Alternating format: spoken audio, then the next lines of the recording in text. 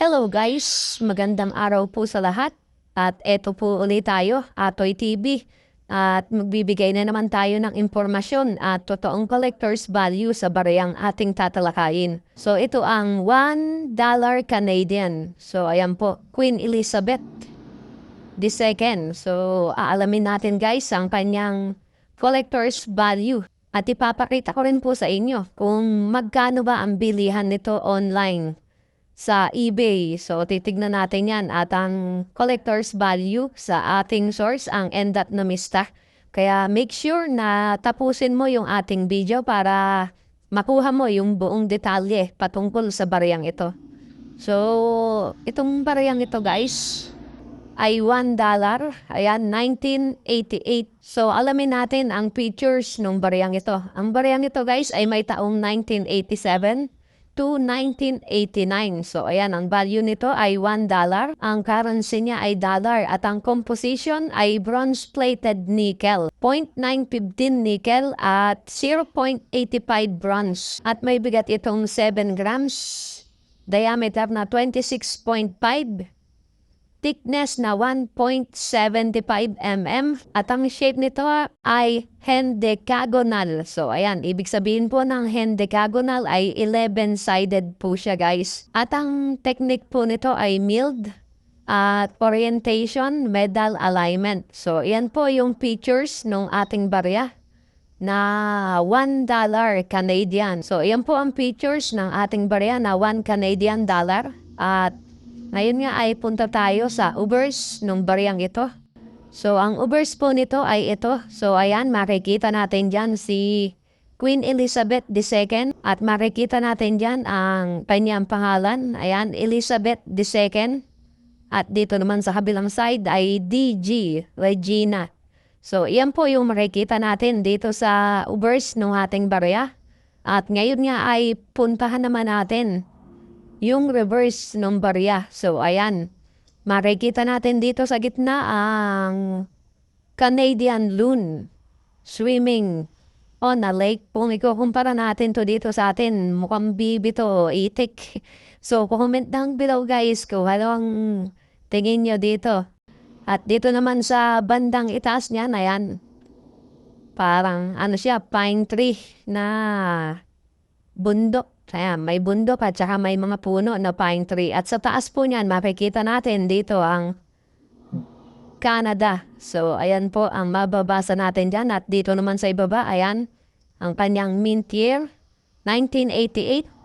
Ayan, dollar. So, ayan po yung makikita natin sa reverse ng ating barya. At bago tayo dumako sa collector's value nito, baka hindi ka pa po nakasubscribe sa ating channel. So, pasuyo na po ng subscribe button dyan guys at yung notification bell.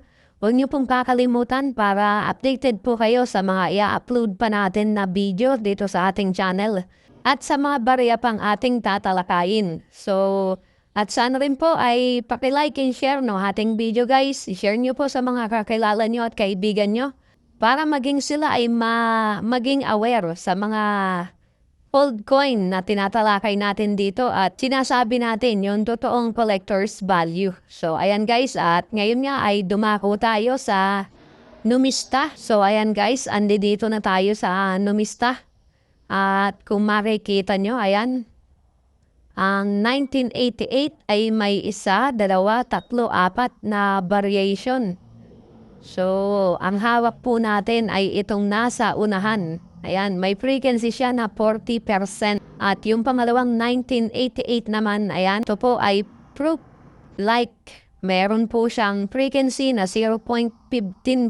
So, napakaliit guys. Kaya napakaswerte mo kung hawak mo to. At ito namang isang variation ulit. Specimen. Meron siyang frequency na 0.8%. So, ito yung pinakamainam at pinakamaganda na mahawakan natin guys. So, ito po ay hindi umikot to. Ito ay sample. So, bago gawin yung coin, meron pong specimen at dyan nila chinecheck kung tama yung mga nakalagay dun sa barya. So, napakaganda niyan kung meron ka diyan sa iyong collection. At ito naman pang-apat na 1988 ay proof. So, ayan, meron siyang frequency na 2%. At may collector's value siya sa uncirculated ay 200 pesos. So dito tayo sa hawak natin na may 40% na frequency. At ang kanyang collector's value sa good condition, ayan, 45 pesos. Sa very good, 46 pesos. Sa fine condition, 57. Sa very fine, 61 pesos. Sa extra fine, 67 pesos. Sa AU condition, 79 pesos. At sa uncirculated condition ay 170 pesos. So ayan guys, hindi na masama kung may hawak kang uncirculated 170 pesos. So malaki-laki rin pala yung collector's value nung $1 na to na Canada.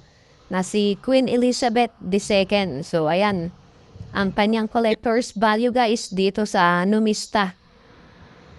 Itong tatlong variation ng magandang i-collect natin kung magko-collect tayo ng $1 na Queen Elizabeth II. So, ayan. At dito naman sa common, ang pinakamagandang kunin natin ay yung AU condition or uncirculated condition. So, ayan. At gaya nga ng sinabi ko kanina guys, ipapakita ko sa inyo yung bilihan nito sa online, sa eBay. So, ayan, punta lang tayo sa eBay. At ayan na nga.